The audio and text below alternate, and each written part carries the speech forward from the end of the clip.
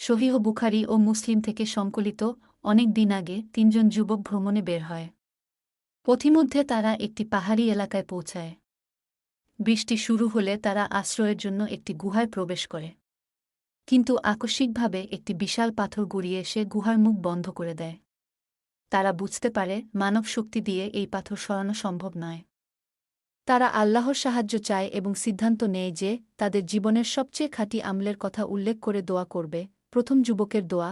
প্রথম যুবক বলল, হে আল্লাহ, আমি গরিব দিনমজুরদের কাজ করাই। একদিন শ্রমিক কাজ শেষে তার মজুরি না নিয়ে চলে যায়। আমি সেই মজুরি দিয়ে ব্যবসা চালিয়ে তা বৃদ্ধি করি। অনেক দিন পরে সেই শ্রমিক ফিরে এলে আমি তার মজুরি এবং তা থেকে যা যা লাভ হয়েছিল সব কিছুই তার হাতে তুলে দেই। যুবক দোয়া করল, হে আল্লাহ, যদি এটি আপনার সন্তুষ্টির জন্য হয়ে থাকে তবে আমাদের মুক্তি দিন। পাথর কিছুটা সরে যায়, কিন্তু বের হওয়ার পথ এখনও বন্ধ থাকে। দ্বিতীয় যুবকের দোয়া। দ্বিতীয় যুবক বলল, হে আল্লাহ, আমার এক চাচাতো বোন ছিল যাকে আমি অত্যন্ত ভালোবাসতাম। আমি তাকে অনৈতিক প্রস্তাব দিয়েছিলাম, কিন্তু সে বলেছিল যদি আমি আল্লাহকে ভয় করি তবে আমি এমন কিছু করব না।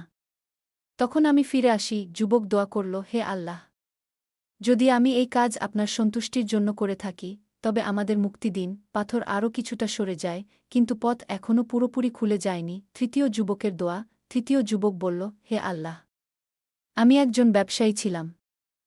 আমার কাছে কিছু লোক তাদের সম্পদ আমানত রেখেছিল। যখন তারা ফিরে আসে আমি তাদের সম্পদ সঠিকভাবে ফিরিয়ে দেই।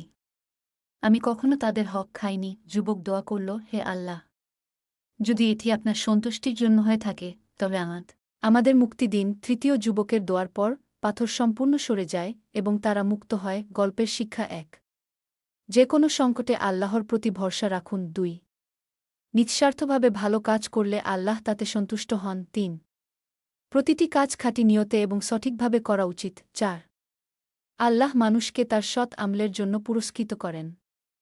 এই গল্প আমাদের শেখায় আল্লাহর পথে খাঁটি আমল আমাদের কঠিন পরিস্থিতি থেকে রক্ষা করতে পারে।